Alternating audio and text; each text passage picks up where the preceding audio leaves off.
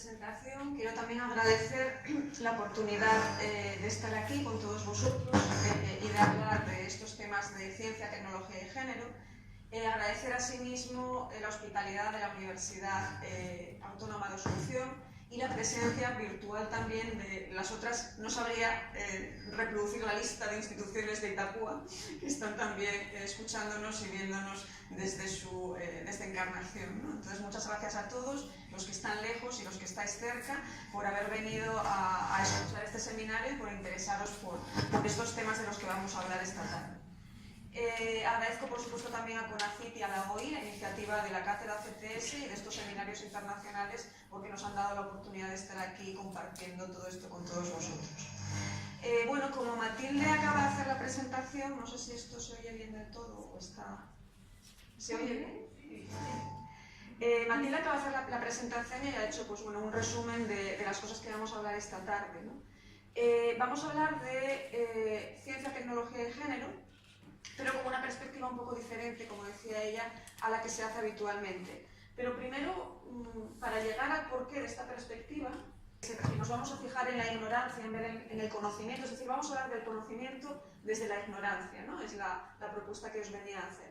Pero para hablar de por qué pensar en la ciencia y el género desde la ignorancia en vez de desde el conocimiento, que es desde donde habitualmente se hace, necesitamos ver un poco primero este panorama general de los asuntos que son los asuntos que interesan desde el punto de vista de la investigación sobre ciencia, tecnología y género, ¿no? La investigación sobre ciencia, tecnología y género, como sabéis ya los participantes del primer grupo de la cátedra CTS Masí, comienza con una preocupación de las propias científicas cuando en los años 60 empiezan a entrar a las universidades y se descubren a sí mismas extrañas en un mundo que es un mundo fundamentalmente masculino, ¿no? Entonces la pregunta inicial de esta preocupación es la pregunta de por qué hay tan pocas mujeres haciendo ciencia, por qué había tan pocas mujeres haciendo ciencia en el pasado, por qué la historia de la ciencia, cuando estudiamos historia de la ciencia, lo que encontramos en los libros de texto y en los manuales es fundamentalmente nombres de hombres, ¿no? ¿Y por qué? O sea, ¿por qué sucede esto, ¿no? Entonces esta es la primera inmersión en el tema del género y la ciencia, ¿no? Lo que se hace es un trabajo histórico en el que se revisa la historia de la ciencia y se recuperan figuras de mujeres que habían hecho contribuciones importantes y habían sido olvidadas, ¿no? Marie Curie, todo el mundo conoce a Marie Curie, pero en el pasado de la ciencia ha habido otras muchas mujeres que hemos ido dejando por el camino, que también han participado y han contribuido, ¿no? Pero que las hemos ido olvidando. Si pensamos en esto, ya estamos viendo por qué nos va a interesar la ignorancia, ¿no? Porque la historia de las mujeres y la ciencia es una historia de ignorancia, de invisibilización, ¿no? De personas, de trabajo hecho, de factores que nos importan, ¿no? Entonces, empezando por este principio, por el principio de esta pregunta de si es cierto que en la historia de la ciencia ha habido tan pocas mujeres, ¿no? Entonces hay un trabajo de recuperación de mujeres para la historia de la ciencia y luego hay un trabajo que es un trabajo sociológico.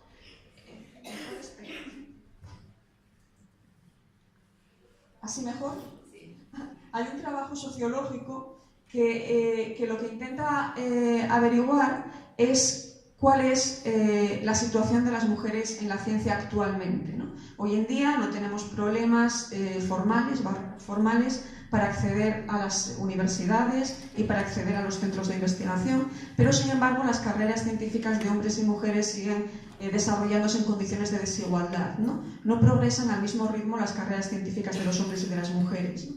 Entonces hay otro campo de investigación en ciencia, tecnología y género que se ocupa de este asunto, de las barreras socioinstitucionales que siguen funcionando en la actualidad, que no son ya formales, pero que siguen funcionando de forma, diríamos, subterránea. Una vez más es lo que no se ve, ¿no? ¿Qué es lo que está sucediendo hoy en día? Que no se ve, que no está en la luz, porque en la legislación no hay nada que nos impida tener las mismas carreras profesionales que los varones, ¿no?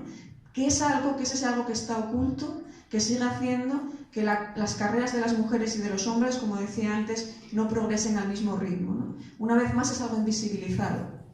Y luego también hay un trabajo que se hace en didáctica de la ciencia, ¿no? En el que se intenta buscar estrategias para promover las vocaciones científicas en las niñas y en las jóvenes, ¿no?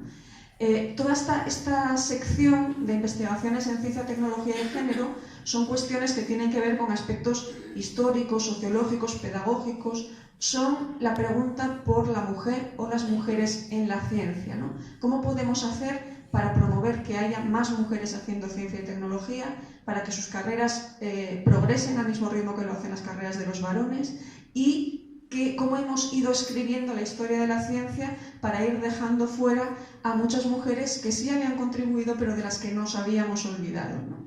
Entonces, esta parte es la parte que podríamos llamar de la mujer en la ciencia, o las mujeres en la ciencia. Nos interesa el acceso de las mujeres a la ciencia. Pero esto no es todo. En el campo de trabajo es un campo de trabajo realmente muy relevante, muy importante, en el que se han hecho grandes avances, ¿no? Pero no es lo único que nos interesa cuando hablamos de ciencia, tecnología y género. Nos interesa también la otra parte, la parte de la cuestión de las mujeres para la ciencia, ¿no? No solamente la parte de la cuestión de las mujeres en la ciencia.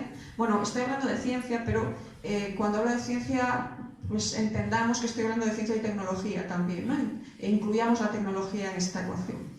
Decía que nos interesaba también no solo la cuestión de las mujeres en la ciencia, sino la cuestión de las mujeres para la ciencia, es decir, cómo la propia ciencia y la propia tecnología se han ido construyendo también en sus contenidos y en sus productos de formas tales que han ido invisibilizando o cometiendo injusticias con las mujeres, ¿no?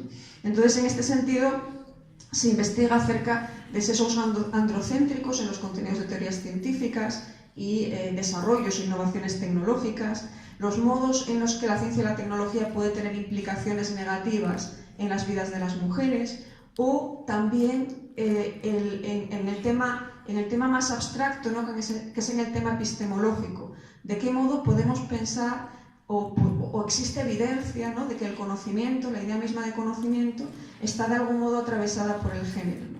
Estas cuestiones, este tipo de investigaciones, serán siempre investigaciones sobre ciencia, tecnología y género, pero lo que nos interesa aquí no es únicamente el acceso de las mujeres a la ciencia y la tecnología, sino que lo que nos interesa es la ciencia y la tecnología misma, ¿no? El modo en el que es una ciencia y una tecnología que han sido construidas sin las mujeres, ¿no? O invisibilizando a las mujeres, ocultando a las mujeres, o no permitiendo a las mujeres que contribuyeran en la misma medida que los varones, está también contribuyendo de alguna manera a esta propia causa hay una especie de círculo vicioso aquí, ¿no? De qué modo la ciencia y la tecnología están afectadas por la ausencia de las mujeres en la ciencia. Entonces, bueno, decía, nos interesa la epistemología. La gran inmensa mayoría de vosotros probablemente sois científicos y no filósofos, ¿no? La filosofía es algo que interesa, la epistemología es algo que interesa a los filósofos fundamentalmente, ¿no? Pero la epistemología no es nada especialmente abstracto o extraño, ¿no? La epistemología es la investigación acerca del conocimiento, básicamente acerca de cómo conocemos y también cómo estamos seguros de que lo que conocemos es verdad, ¿no? Esto es importante, cuando digo yo sé que X, ¿no? Entonces ahí necesito tener certeza de que mi conocimiento es cierto, ¿no? De que lo que digo es válido, de que el conocimiento es fiable, es riguroso, ¿no? De esto es lo que se ocupa la epistemología. Pero resulta que la epistemología tradicionalmente, ¿no? Los filósofos epistemólogos tradicionalmente han pensado en esto, en lo que se conoce, en las expresiones de S conoce que P, no siendo S un sujeto, y P la proposición conocida, ¿no? Pero en la epistemología, cuando los filósofos pensamos en cómo SS conoce P y cuando SS, el sujeto que somos todos, ¿no? Los que conocemos, cuando SS está justificado cuando sabe que su conocimiento es un conocimiento cierto, un conocimiento válido, ¿no?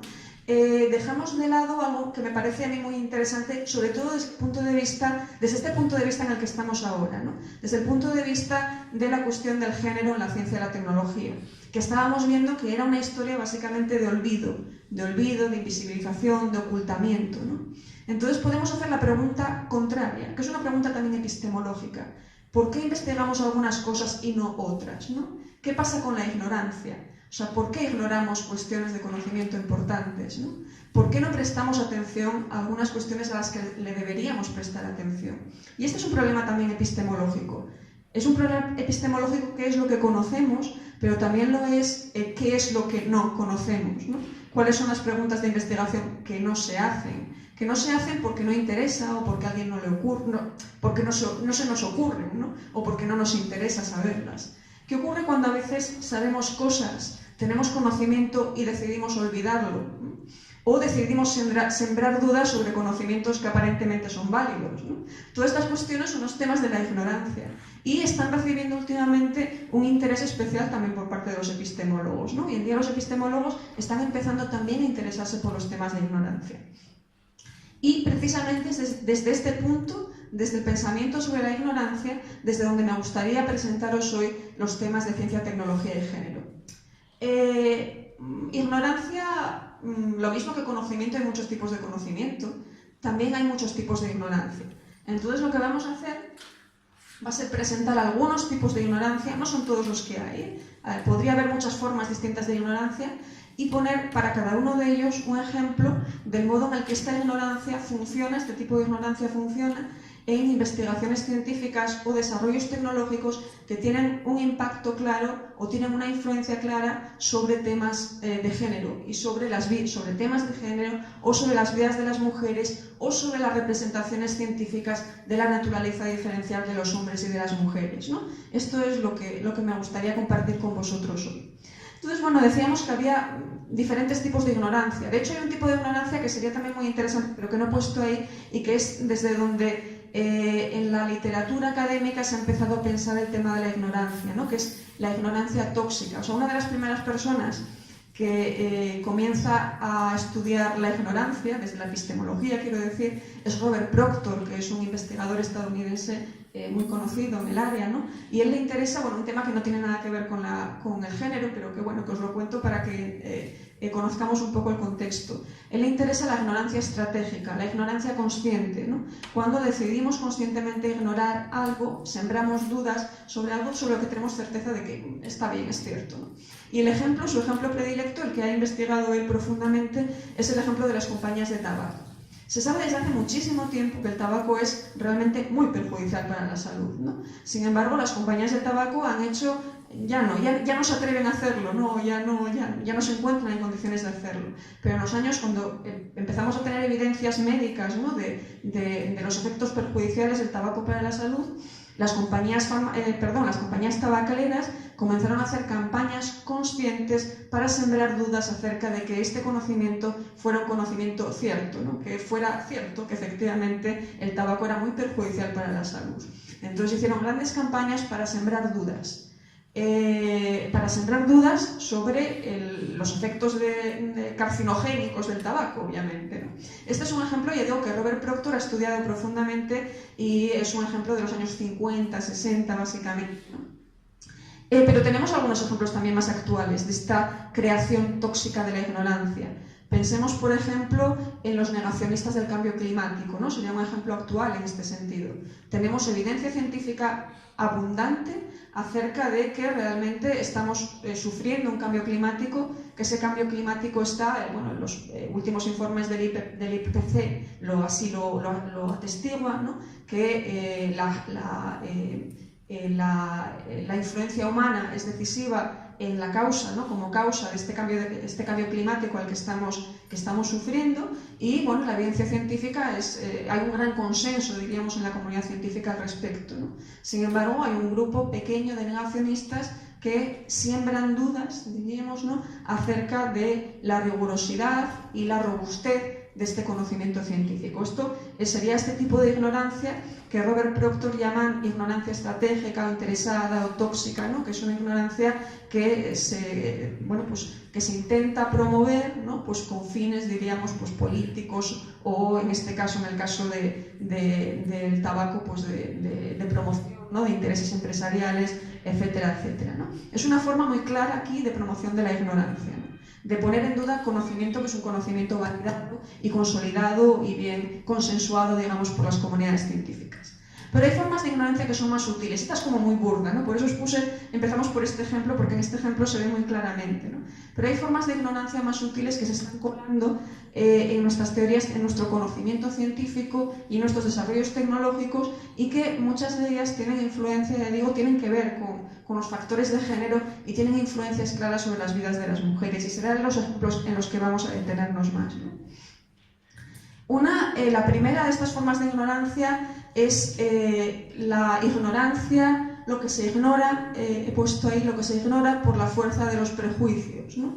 Cuando aquellas convicciones que tenemos, aquellas preconcepciones que tenemos, que son preconcepciones, pueden ser sociales, culturales, que no están realmente basadas en conocimiento científico, ¿no? Sino que hemos heredado culturalmente, socialmente, ¿no? Las tenemos tan introyectadas que nos impiden ver más allá, ¿no? Se conforman tal como un muro delante de nuestra vista, de nuestros ojos, que nos impiden ver otras cosas, ¿no? Nos ciegan. Es una forma de ignorancia no consciente, como era la de las compañías de tabaco, ¿no? Que realmente lo que querían era seguir vendiéndonos cigarrillos, aunque fuera a costa de nuestra salud, ¿no? Pero que funciona, también está funcionando en el desarrollo de algunas teorías científicas. Bueno, aparecen ahí algunos nombres que son los nombres de algunos filósofos o filósofas o historiadores, historiadoras o académicos en general a los que podemos agradecer, diríamos, que nos hayan puesto, nos hayan hecho ver la importancia de este tipo de ignorancia, ¿no? En este caso es Helen Longino, que es una epistemóloga norteamericana. Entonces, el ejemplo que me gustaría contaros ya que tiene que ver con el género y que me gustaría contaros para ilustrar este tipo de ignorancia es un ejemplo de la psicología. La psicología científica, comentábamos también ayer en las clases del módulo, tuvo desde el inicio, desde finales del XIX, principios del siglo XX, ¿no? Tuvo un interés especial y lo sigue teniendo en la medida de las diferencias sexuales. Este ha sido siempre un programa de investigación que la psicología científica ha seguido con muchísimo interés, ¿no? En un principio, en un inicio, estamos hablando, insisto, finales del siglo XIX, principios del siglo XX, había la presuposición general, esta presuposición del contexto cegadora, ¿no? que les impedía a los investigadores ver más allá, asumía que las mujeres éramos intelectualmente inferiores a los hombres. Es decir, las mujeres éramos menos inteligentes que los hombres, ¿no? Esta es una presuposición que la psicología general ya no tiene, ¿no? Gracias en gran parte y en gran medida al trabajo de muchas psicólogas también de principios de siglo que activamente criticaron todas las teorías y las metodologías de diferentes tipos de experimentos y estudios, ¿no? Que parecían que se colocaban, ¿no? como validando la hipótesis de la inferioridad intelectual de la mujer, y gracias a ellas ya la psicología desde luego no afirmaría bajo ningún concepto que las mujeres somos intelectualmente inferiores a los hombres, ¿no? Pero a principios del siglo XX sí, esta asunción funcionaba, y funcionaba de forma tal que impedía, yo digo que funcionaba como una presuposición del contexto que generaba una ignorancia grandísima, ¿no? Y el ejemplo es este.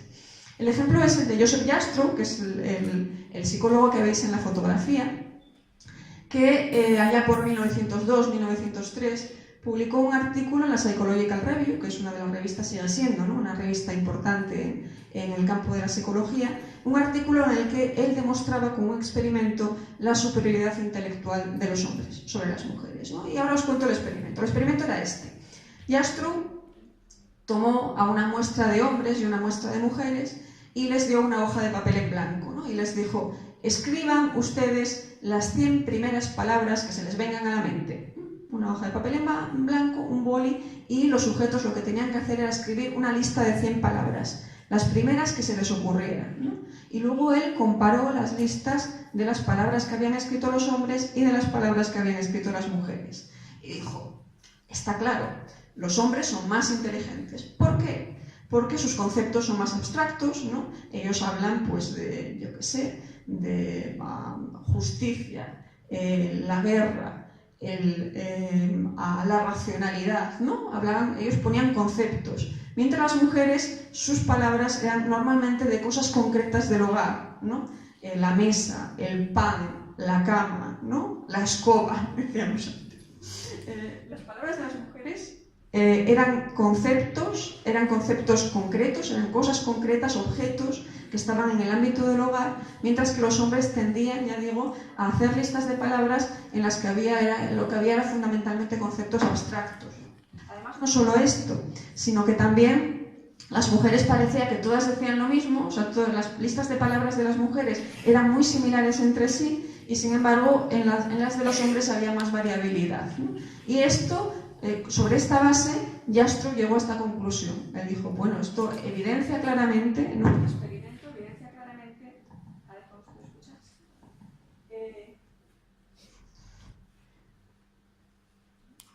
Bueno, yo sigo hablando, sí, ahora sí se oye. Evidencia claramente que los hombres son más inteligentes que las mujeres, decía Jastrow, ¿no? Bueno, esto se publicó en la Psychological Review, ¿no? Pasó las listas de referees, bueno, entonces no funcionaba como ahora, ¿no? Los que estéis acostumbrados, conozcáis cómo funcionan los sistemas de publicación en las revistas científicas, pues entonces no era así, 1902, 1903, pero bueno, la revista aceptó el artículo y fue publicado, y fue leído por la comunidad psicológica del momento. Una de las personas que leyó este artículo fue ella, fue Mary Whitton Calkins. Mary Whitton Calkins era una psicóloga también, fue una psicóloga muy famosa, y, por ejemplo, ya tiene el grandísimo mérito de haber sido la primera, a principios del siglo XX, de haber sido la primera presidenta de la APA, de la Asociación de Psicología Americana, ¿no? Fue una mujer que en esa época llegó a ser presidenta de la APA americana. Ella trabajaba sobre todo en su investigación propia era sobre la memoria. Si alguna vez hicisteis algún test, o los que sois psicólogos los conoceréis, ¿no? Los test típicos de memoria en los que tienes que ver como parejas de dibujos o tal, y luego ver uno y recordar el siguiente, tal. Pues todo esto fueron test que ella desarrolló. Ella trabajaba en este campo de la memoria. Pero leyó el artículo de Jastrow y dijo, aquí hay algo que falla, ¿no? Aquí hay algo que no puede ser. Dice, voy a replicar el experimento de Jastrow, ¿no? Ella cogió y se puso a replicar el experimento de Jastrow. Y entonces lo que hizo, lo que vio, lo que pudo ver Mary Whitton Calkins, que aquí es donde viene el punto de la ignorancia, ¿no? Lo que Jastrow había ignorado y todos sus colegas también habían ignorado porque nadie se había percatado de ello, es que las muestras de Jastrow había cogido una muestra de hombres que eran sus alumnos de la universidad y una muestra de mujeres que eran amas de casa, ¿no? Estas eran las muestras de Jastrow, ¿no? Y entonces Mary Whitton Calkins dijo, bueno, yo voy a replicar el experimento, pero voy a hacer esto bien. Si queremos saber cuál es el efecto de una variable, el sexo, ¿no? Necesitamos tener controladas el resto de las variables en la medida de lo posible. Hablábamos ayer, bueno, controlar el resto de variables que pueden estar influyendo sobre el sexo no siempre es fácil, ¿no? Pero en la medida de nuestras posibilidades tenemos que controlarlas, al menos la de la educación. Y entonces ella cogió la muestra, bueno, le valía la muestra de Jastrow, ¿no? Pero les pasó el test a sus alumnas. Ella era profesora en un college femenino y entonces sus alumnas, que eran alumnas universitarias, pues hicieron la lista de palabras, ¿no? Y entonces, claro, al comparar la lista de palabras de las alumnas de Mary Whitton Calkins, que eran alumnas universitarias, con la lista de palabras de los alumnos universitarios de Jastrow, la diferencia simplemente había desaparecido, ¿no? Claramente. ¿Qué había ocurrido aquí? Este es un caso clarísimo, ¿no? De cómo funciona este tipo de ignorancia en la que la fuerza de la presuposición de que los hombres son más inteligentes que las mujeres cegó, ¿no? A todos estos colegas de Jastrow de tal modo que ninguno fue capaz de darse cuenta de algo tan evidente como esto, ¿no? De algo tan evidente con que no puede, o sea, es una malísima investigación psicológica, ¿no? Hoy espero que esto no pasaría a ningún comité de referís de ninguna revista, ¿no? Para ser publicada, pero que había un error básico, metodológico de base en su experimento, ¿no? Pero ella fue capaz de verlo. Sacó, digamos, de la ignorancia esta presuposición que estaba funcionando, ya digo, con una fuerza tal que nadie se había dado cuenta antes que ella. Esta es una forma en la que funciona esta ignorancia, una ignorancia, insisto, promovida por esta fuerza de las presuposiciones, de lo que pensamos, de cómo pensamos que tienen que ser las cosas, de cómo pensamos que son, de hecho, ¿no? Que a veces nos impide, ya digo, darnos cuenta incluso de errores tan gordos, ¿no? Metodológicamente tan brutales como este que estaba cometiendo Joseph Jastrow en su investigación. Bueno, decimos, tenemos otros tipos de ignorancia, hay más tipos de ignorancia, ¿no? Otro es cuando sabemos algo pero decidimos ignorarlo. Sabemos algo y luego lo olvidamos. Por ejemplo, históricamente hay un conocimiento que de alguna manera se acaba perdiendo. Esto es lo que Nancy Tuana, que es la investigadora que aparece ahí bajo el nombre de este tipo de ignorancia, llama precisamente la epistemología de la ignorancia, ¿no? Ella es Nancy Tuana, que es una historiadora de la ciencia estadounidense también, ha trabajado fundamentalmente en este campo, ¿no? En el campo de lo que ella llama la epistemología de la ignorancia, con diferentes casos de estudio también de cómo funciona esta ignorancia, de lo que se sabe pero se olvida, ¿no? De alguna manera perdemos conocimiento también pues porque no interesa, ¿no? Entonces hay conocimientos que caen en el olvido, que se pierden, digamos, ¿no? También pues, por algún tipo de falta de interés, ¿no? Un ejemplo que es un ejemplo suyo, en el que ha trabajado mucho, es este, el del clítoris. Esto es un clítoris, y es un clítoris en 3D. No sé si alguno de vosotros vería hace poco, porque salió hace unos meses, quizá no más de un año, ¿no? La noticia salió en todos los medios de comunicación, y era una noticia de cómo una profesora francesa, una profesora de primaria francesa, ¿no?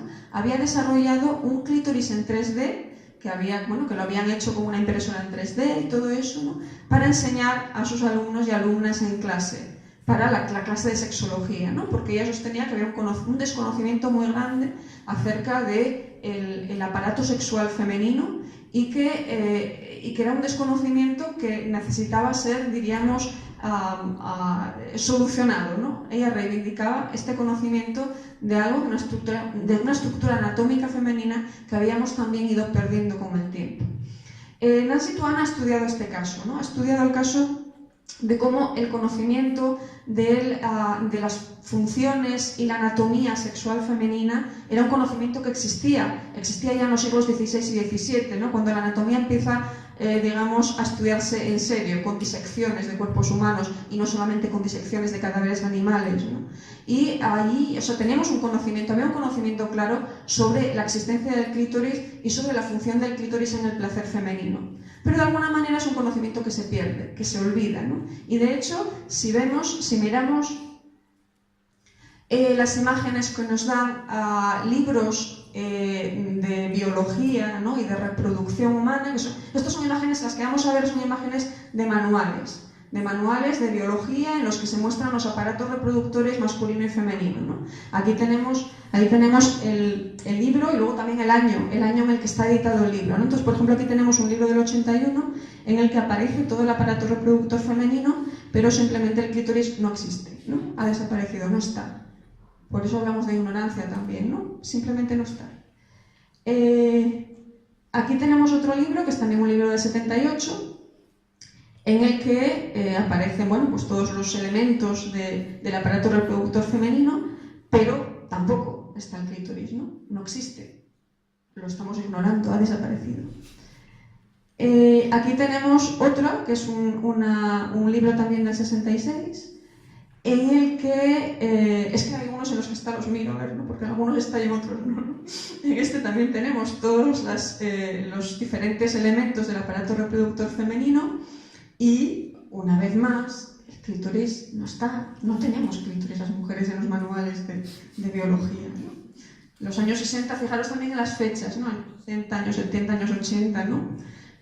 Hay un poco de todo. A ver, vaya. ¿Dónde iba?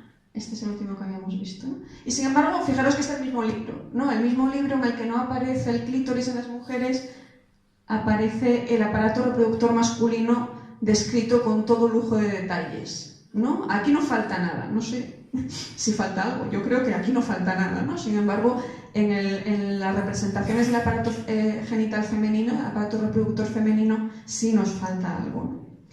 En los años 70, 60, 70, ya sabéis que hay un movimiento, una fuerza muy grande del movimiento feminista, la segunda ola del movimiento feminista, y una parte importante fue el movimiento por la salud reproductiva de las mujeres, ¿no? Que se desarrolla, digo, entre los años 60 y 70. Y entonces aquí hubo un interés muy relevante y muy fuerte por parte de estas mujeres, porque en general las mujeres recuperáramos el conocimiento de nuestros cuerpos y del funcionamiento de nuestros cuerpos, ¿no? Hay un libro famosísimo que es el de Nuestros cuerpos, nuestras vidas, que editó el colectivo feminista de Boston, ¿no? En el que pues, se reivindica, ¿no? Este redescubrimiento del cuerpo femenino y de tomar las riendas, digamos, ¿no? De nuestra reproducción. Entonces, a partir de este momento se empiezan también a elaborar manuales en los que hay un empeño especial en recuperar, como decía antes, ¿no? En recuperar una descripción más adecuada del aparato reproductor femenino, del aparato genital femenino, donde realmente apareciera todo aquello, ¿no?, que en los manuales tradicionales se estaba olvidando.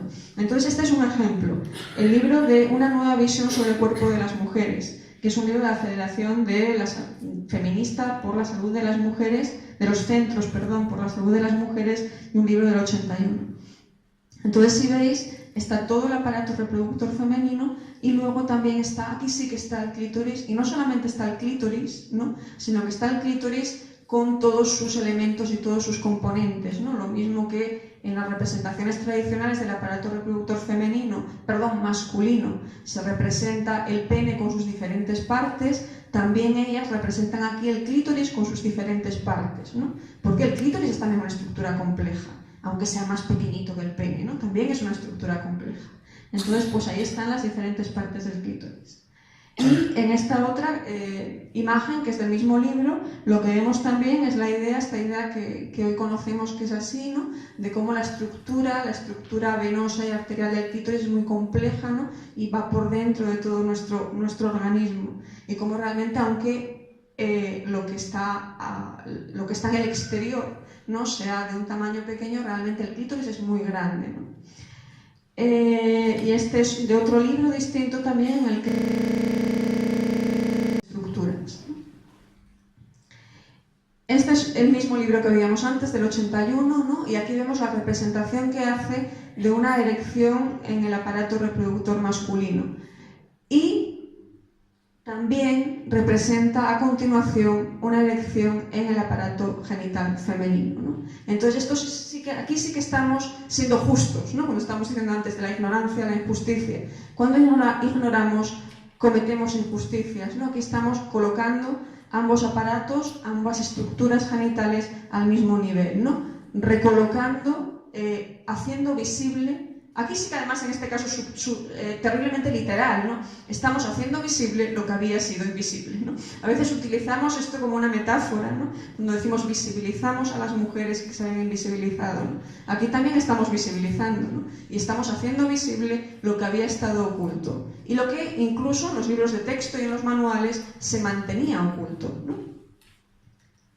Y bueno, esta vuelve a ser una imagen de este clítoris en estado de excitación y recupero, para terminar este ejemplo, la imagen del clítoris en 3D que desarrolló esta profesora, Odile Filot, esta profesora francesa, para enseñarles a sus alumnas y a sus alumnos también, ¿no?, realmente las cosas como son, podríamos decir, no de una forma literal, las cosas como son, ¿no?, para arreglar nuestra ignorancia tradicional que en la enseñanza no estándar, del aparato reproductor había estado reproduciendo esta ocultación, esta invisibilización del clítoris, que es el órgano de placer en las mujeres. Bueno, podemos preguntarnos por qué esta invisibilización, ¿no? ¿Por qué se había ignorado el clítoris? Pues básicamente porque, en la interpretación de Tuana, y yo pienso que estaría de acuerdo con ella en esto, ¿no? Yo pienso que, pensamos que esta ignorancia del clítoris tiene que ver con el hecho de que las representaciones en estas imágenes de estos libros de texto en los que lo que se representa es el aparato reproductor, el clítoris efectivamente no tiene un papel en la reproducción humana, ¿no? El clítoris sirve para darnos placer a las mujeres, pero realmente no tiene ningún tipo de papel en la reproducción, ¿no? Lo que es el hecho de la fecundación derivada de un acto sexual, ¿no? Y entonces por eso simplemente se les había olvidado, porque no les interesaba, ¿no? O sea, lo único que interesaba eran los temas que tienen que ver con la reproducción, no con el placer de las mujeres. De tal modo que visibilizar el clítoris también es un acto político, ¿no?, en el sentido, podríamos decir, de reivindicar también la importancia del placer sexual de las mujeres, ¿no?, independientemente o separándolo, diríamos, ¿no?, de los aspectos relacionados con la reproducción. Bueno, este es otro ejemplo en el que veíamos un tipo de ignorancia. A ver si volvemos. Un tipo de ignorancia en la que decíamos, es algo que se sabe, por supuesto que se conocía, obviamente, ¿no?, la existencia del clítoris y la complejidad del mismo también, pero sin embargo se ignora porque lo único que interesa con respecto al aparato genital femenino son los temas de reproducción, ¿no? Entonces, por eso había sido, digamos, ocultado, invisibilizado el clítoris en todos estos manuales y libros de texto que habíamos estado enseñando y señalando, ¿no? Más formas de ignorancia. Lo que se ignora porque no se pregunta. Esto es una forma de ignorancia terriblemente habitual, podríamos decir, ¿no? Cuando se empieza cualquier investigación científica, comienza con una pregunta. Nos hacemos muchas preguntas, los científicos hacen muchísimas preguntas, pero hay tantísimas más que nunca se llegan a hacer, ¿no? Podemos imaginarnos cuánto nos queda por investigar, cuántas preguntas de investigación nunca se llegan a realizar. La ciencia por hacer es un campo, un inmenso campo inexplorado. En fin, es inabarcable la ciencia por hacer, ¿no? Pero es interesante desde el punto de vista de la investigación epistemológica preguntarnos por qué algunas cosas se investigan y por qué otras cosas no se llegan nunca a investigar, ¿no? ¿Por qué hay preguntas de investigación que nunca se formulan? Puede ser porque no se nos ocurra, ¿no? Porque aún no tengamos el conocimiento suficiente incluso para poder formular esas preguntas. Porque a veces es simplemente que más conocimiento nos queda. Esto suele ocurrir así también, ¿no? Cuanto más sabemos de un campo, más preguntas nos hacemos acerca del mismo, ¿no? Esto es muy habitual también, ¿no? Pero hay muchas preguntas que también que no se hacen, no porque no tengamos la capacidad de formularlas, la capacidad de elaborarlas o la capacidad de hacerlas, sino porque no nos interesa hacerlas también de alguna manera, ¿no? Un ejemplo también para esto. A ver.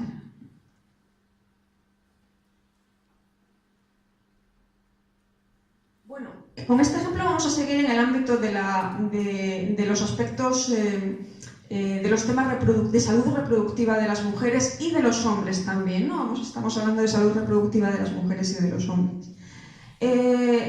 Todos conocemos más o menos la historia de la píldora anticonceptiva, ¿no? La historia de la píldora anticonceptiva para las mujeres. Sabemos que es un medicamento que fue desarrollado en Estados Unidos a mediados del siglo XX, más o menos, que como aparece ahí aparece un panorama muy breve, ¿no?, de la historia de la píldora anticonceptiva. La promotora fundamental fue Margaret Saunders. Margaret Saunders era una mujer que fundó la Liga Americana para el Control de la Natalidad, una mujer que trabajaba con jóvenes, sobre todo, que tenían embarazos, con mujeres solteras, embarazadas y que cometían abortos que las colocaban en grave riesgo para su salud, ¿no? Y entonces todo su empeño era evitar los embarazos indeseados de muchas mujeres que estaban sufriendo mucho por esta causa, ¿no?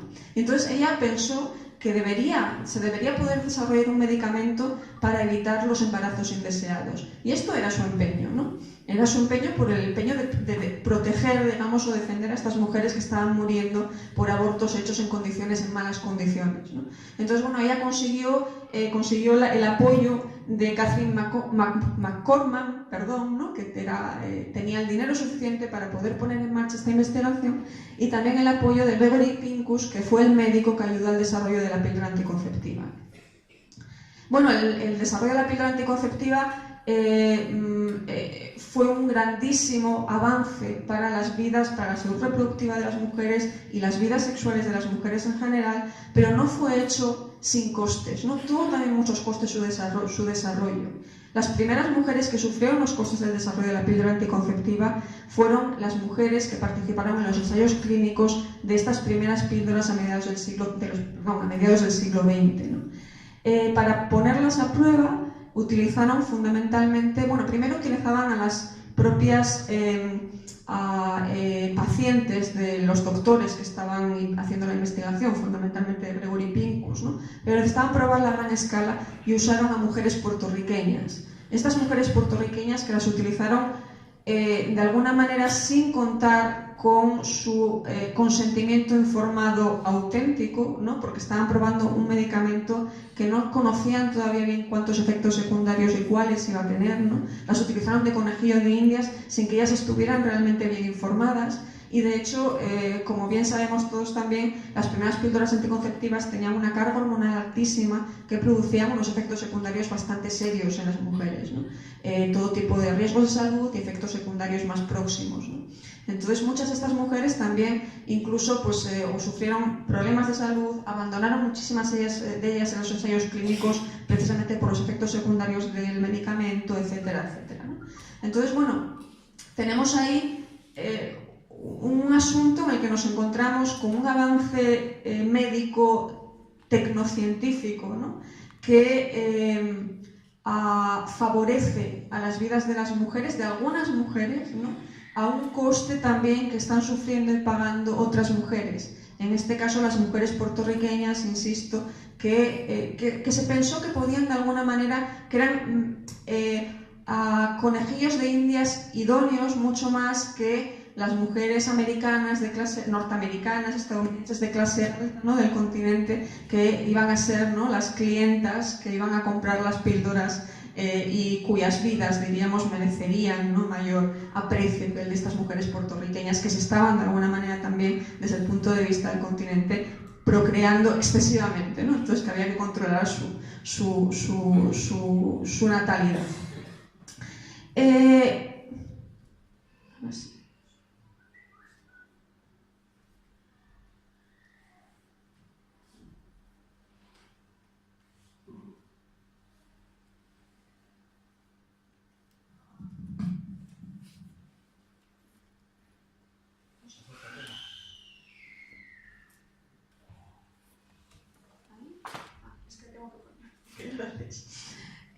Bueno, siguiendo con esta breve historia de la píldora anticonceptiva,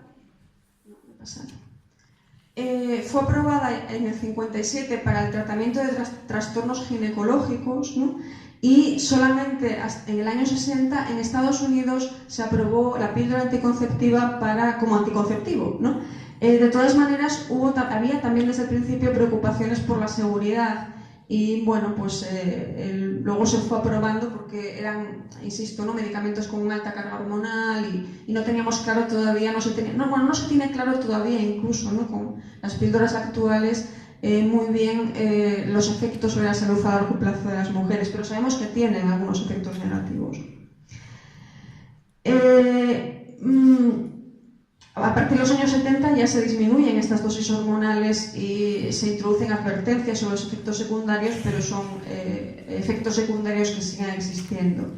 Bueno, estas imágenes que tenemos aquí son imágenes interesantes, ¿no? Porque nos presentan cómo también a las mujeres de alguna manera se entendía que eran de alguna manera menores de edad, ¿no? Y que necesitaban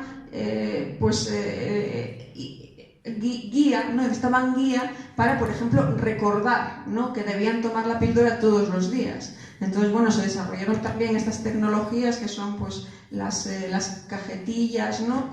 Para mnemotécnicas, ¿no? Para recordar la toma diaria de la píldora.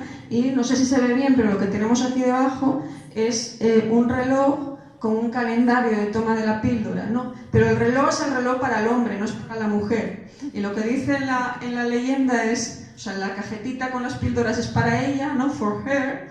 Y para él, for you, o sea, están dirigiéndose además al varón, para ti, el reloj con el calendario para que le recuerdes a ella, ¿no? Que debe tomarse la píldora. Bueno. Lo que nos interesa aquí del tema de la píldora, el caso de la píldora, insisto, ¿no? Es esta historia de desarrollo en la que estamos jugando, ¿no? con riesgos. Con el riesgo, estamos midiendo de alguna manera qué riesgo preferimos, ¿no? El del embarazo indeseado o el de los efectos secundarios sobre la salud que tienen las píldoras, ¿no? Y esto hemos estado haciendo con las mujeres y el control de su natalidad con las píldoras anticonceptivas, ¿no? Estamos ahí buscando un equilibrio que no es fácil, en una línea que es muy inestable, en la que tenemos por un lado el riesgo de los embarazos indeseados y por otra parte los riesgos que para la salud tienen en la toma de píldoras anticonceptivas para las mujeres. Además, como venía diciendo, los riesgos que nos hemos tomado en este proceso cuando hemos utilizado a estas mujeres como conejillos de indias, ¿no? Las puertorriqueñas de las que hablábamos antes. Bueno, la pregunta, de todas maneras, si os acordáis, ¿no? Este tipo de ignorancia del que estábamos hablando era la ignorancia de por qué hay preguntas que no nos hacemos en la ciencia, ¿no? Y aquí la pregunta no hecha, o sea, la pregunta de cómo controlar químicamente la fecundación en las mujeres la hemos hecha. La hemos hecho y hemos desarrollado las píldoras anticonceptivas. Pero ¿por qué no hay una píldora anticonceptiva para los hombres? ¿No? Esta es la pregunta por hacer. ¿Por qué hemos trabajado tanto, se ha investigado tanto en la anticoncepción en las mujeres y no se ha investigado igualmente la anticoncepción para los hombres, ¿no? Bueno, sí, anticoncepción para los hombres obviamente hay, ¿no? Los preservativos, eso ha existido toda la vida en diferentes modalidades, ¿no? Pero no tenemos una pastilla anticonceptiva para los hombres. Bueno, no la teníamos. Ahora se está trabajando en este tema, ¿no? Y probablemente los últimos meses han ido saliendo también noticias en la prensa y en los medios de comunicación acerca de desarrollos en anticoncepción masculina. Esta es una noticia, un titular de noviembre del 2016. Por eso es muy reciente, ¿no? Estamos hablando de cuestiones muy recientes. Y dice, un estudio sobre el control de la natalidad masculino se termina, ¿no? O sea, lo abandona después de que los hombres no pudieran soportar los efectos secundarios que las mujeres enfrentan a diario, ¿no? Las mujeres que toman la píldora. Entonces, es un ensayo clínico con una píldora masculina, que es una píldora que en este caso, no recuerdo si esto era una píldora o una inyección, ¿no? Pero bueno, su efecto era bajar el recuento de espermatozoides a través de medios hormonales también, y tenía unos efectos secundarios que hicieron que los hombres fueran abandonando también los ensayos clínicos. Los efectos secundarios, si leemos la lista de efectos secundarios, son básicamente los mismos que nos encontramos en los prospectos de las píldoras anticonceptivas para las mujeres, ¿no? Acné, náuseas, pérdida de libido, ¿no? Pérdida del deseo sexual, riesgos de trombosis, ¿no? Etcétera, etcétera. Eran exactamente los mismos. Pero las mujeres seguimos sometiéndonos, las que toman píldoras anticonceptivas, ¿no? Siguen sometiéndose a diario a estos riesgos y efectos secundarios. Sin embargo, esta píldora para los hombres, ¿no? Que tenía los mismos, pues no se llegó a desarrollar, ¿no? Nunca se llegó a desarrollar. Tenemos otras opciones de anticoncepción para los hombres, ¿no? Esta es muy prometedora últimamente, es el Basalgel. Hay varias innovaciones que están apuntando en la misma dirección, ¿no? Estos no son tratamientos hormonales y probablemente tengan entonces más éxito, ¿no? Y más posibilidades de desarrollarse realmente, de llegar a comercializarse. Son métodos de barrera, pero métodos de barrera interna en vez de métodos de barrera externa, ¿no? Es una especie de gel que se inyecta en los conductos y que funciona como una barrera para los espermatozoides, ¿no? Como veis ahí en el dibujo, en la imagen, ¿no? Y estos son medicaciones para la anticoncepción masculina que están hoy en día en desarrollo y son innovaciones que probablemente algunas de ellas lleguen a comercializarse y a utilizarse, ¿no? Pero, bueno, efectivamente, a lo largo de la historia, la anticoncepción masculina ha sido mucho menos investigada que la anticoncepción femenina. Tenemos razones también buenas de peso para ello, ¿no? Porque las mujeres también nos interesa digamos, tener el control, ¿no? de nuestras posibilidades o no de embarazo, ¿no? Pero de todas maneras hay mucho de este olvidar, de este ignorar la investigación en anticoncepción masculina, que tiene que ver también con los riesgos que sí se toman con los cuerpos de las mujeres, pero que no estamos dispuestos a tomar con los cuerpos de los hombres, ¿no? Y un ejemplo muy claro también en este sentido es el que tiene que ver con este efecto secundario que decíamos que tenía esta medicación anticonceptiva con los hombres, que no se llegó a desarrollar, que era de pérdida de libido, pérdida de deseo sexual. Esto, en el caso de los hombres, parece que es una barrera absolutamente infranqueable, ¿no? O sea, no podemos permitirnos una medicación que tenga este efecto sobre los hombres. Sin embargo, está también demostrado que la píldora anticonceptiva tiene este efecto sobre las mujeres, ¿no? El de la pérdida de deseo sexual en muchos casos, ¿no? Y sin embargo, esto no fue nunca un obstáculo insalvable para que las píldoras anticonceptivas sigan siendo, ¿no? Comercializadas y tomadas por las mujeres, ¿no? Bueno, podríamos hacernos otra pregunta también respecto a esto, que no vamos a entrar, o sea, no nos da tiempo, ¿no? Pero otra pregunta interesante también, siguiendo en el mismo campo, es ¿por qué existe un Viagra masculino, ¿no? Y no existe un Viagra femenino, ¿no? Esto es un tema también que nos podría llevar más lejos. Bueno, una última forma de ignorancia que vamos a ver, y vamos a cambiar totalmente de tema, es la ignorancia con respecto a las innovaciones, ¿no? Las innovaciones que no se desarrollan o las preguntas que no nos hacemos en la innovación tecnológica, porque hasta ahora estábamos hablando, bueno, hemos hablado sobre todo de ciencia y de medicina, ¿no? Pero vamos a hablar también de la tecnología. Bueno, aquí ponía el ejemplo de la persona de referencia, sería Londa Schillinger, que es una historiadora de la ciencia norteamericana que tiene un proyecto que se llama Innovaciones de Género, en la que ella recoge, analiza y promueve, ¿no?, la perspectiva de género dentro de la innovación. Y un ejemplo de innovación de género, de innovación desde la perspectiva de género, ahí estamos, es este, ¿no? Innovaciones basadas en el género. Es un ejemplo de urbanismo, desarrollado por una urbanista española, que es Inés Sánchez de Madariaga, que es una persona que investiga acerca de el transporte público, ¿no? Pensemos en una ciudad como Madrid, con un sistema de transporte público basado fundamentalmente en el metro y en autobuses, ¿no? No sé cómo es el sistema de transporte público en Asunción, luego me cuentan, ¿no? Pero en Madrid básicamente pues hay un muy buen sistema de transporte público, porque el tráfico es absolutamente terrible, entonces pues la movilidad es mucho mejor a través del transporte público que en el coche, en el auto privado, ¿no? Y es muy bueno, realmente funciona muy bien el transporte público en Madrid, ¿no? Y ahí está el metro y una red muy importante, muy buena de autobuses. Bueno, Inés Sánchez de Madariaga parte de aquí, ¿no? La idea es cómo podemos maximizar el transporte público, o sea, cómo podemos ofrecerles a los usuarios lo que necesitan realmente, construir una red de transporte público que sirva a las necesidades de la gente. Esto es la idea, es nuestro proyecto, es lo que tenemos que hacer, ¿no? Y aparte de aquí, parte del tiempo medio que emplean las mujeres y los hombres diferencialmente en el cuidado de los niños, ¿no? Dice minutos por día. Son datos de España y datos que son también un poquito raros porque incluyen a las personas que no tienen niños, entonces van a aparecernos muy poco tiempo si tenemos niños, ¿no? Porque dice, las mujeres invierten 25 minutos de media al día en el cuidado de los niños, en cuidados físicos y supervisión del niño. Insisto que son medias en las que se incluyen también a las personas que no tienen niños, por eso 25 minutos al día parecen pocos, ¿no?, si alguien tiene un niño, ¿no?